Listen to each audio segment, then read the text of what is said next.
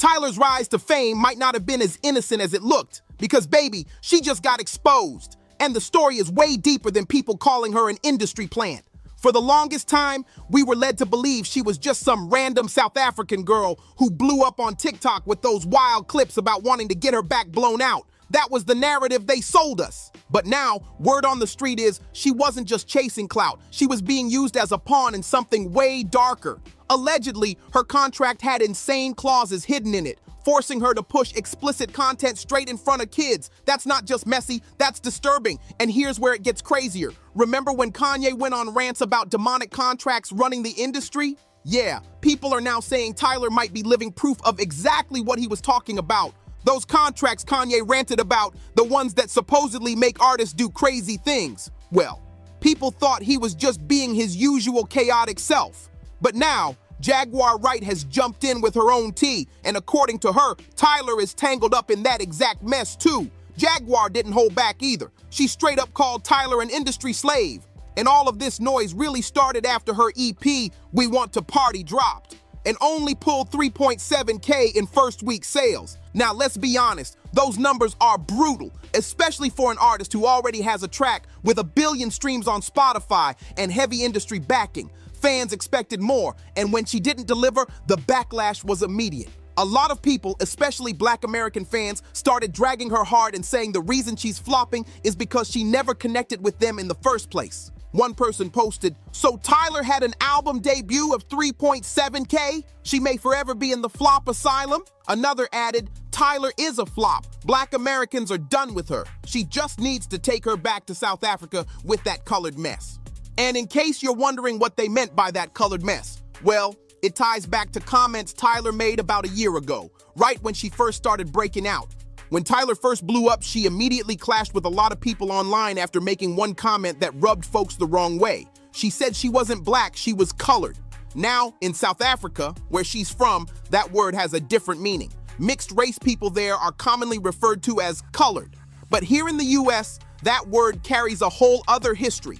It was a label forced on black people during segregation, and it's considered deeply offensive today. So when Tyler casually made that statement, it threw off a lot of people in the US. Fans felt like she was dismissing or even distancing herself from black identity in a way that didn't sit right. And instead of clearing things up, she doubled down. Later, she appeared on The Breakfast Club, the perfect chance to clarify everything, since the show has a huge black audience in America. But when the moment came, Tyler brushed it off with a snobby attitude and refused to really answer most of the questions. That only made things worse. Viewers said her whole demeanor felt cold, dismissive, and even arrogant, which pushed people further away instead of bringing them in. It wasn't until the backlash reached a breaking point that Tyler finally decided to address it head on. But even then, she didn't fully back down. She stood on her words about being colored. She admitted that yes, she identifies as a black woman, but in her own culture, she also identifies as a colored woman. For her, it wasn't a contradiction, it was part of her identity. Tyler explained, "Me choosing not to say anything, I'm happy that I didn't. I didn't want to explain my culture and something that's really important to me on a platform that was just going to be purposefully misconstrued. I've explained it a lot of times before, but people took that and put words in my mouth. They said a whole bunch of things I never said and ran with it. If people really searched, they'd see that in South Africa, we had a lot of segregation." But even with her explanation, many fans in the US weren't satisfied. Some felt she was being defensive instead of empathetic, while others thought she was just doubling down. Instead of putting the controversy to rest, it left people even more divided, half defending her cultural context, the other half convinced she didn't respect Black Americans enough to bridge the gap.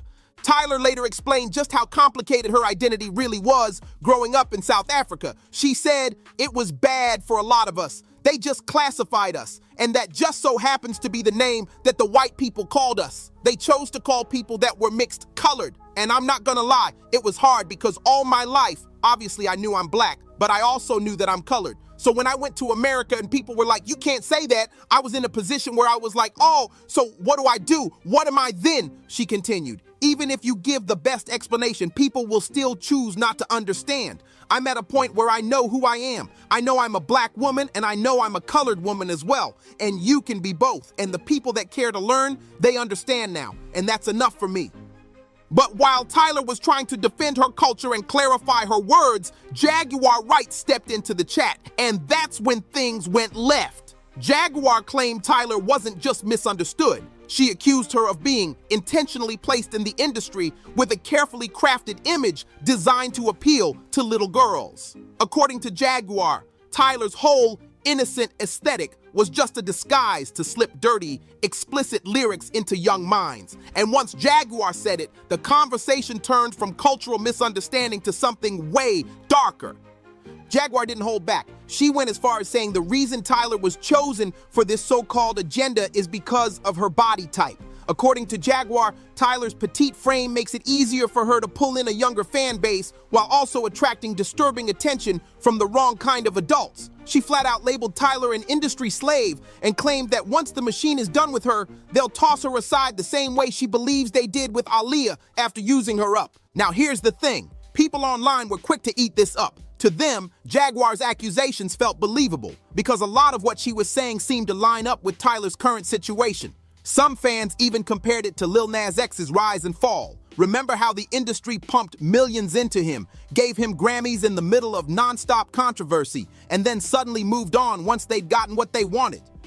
Many are saying Tyler's story looks eerily similar. She came in through TikTok, went viral with one song, rode that wave to a Grammy, and now the same industry that built her up looks like it's tearing her down. Her debut numbers flopped, she's getting dragged online daily, and now there are even whispers about her being deported back to South Africa. The word is that the only thing keeping her in the US right now is her career. And with the way things are spiraling, people think her time here might be running out. Since her music isn't pulling big numbers anymore, a lot of people are saying Tyler doesn't have much reason to stay in the US for long. And of course, the internet had plenty to say about it. One person commented, "I agree 1000%. The first time I saw Water and actually listened to the lyrics, I felt uneasy. Tyler looks way younger than the age they're saying she is. Hearing that she's been spotted with Clive Davis is also disturbing because we now know he's one of the reasons Diddy is as messed up mentally as he is. I don't know who her team is, but her being spotted with Clive Davis is a worst-case scenario." Another person added, "I really love Tyler, and right now she's one of my favorite artists, but Jag is right." Comments like these show how divided her fan base has become.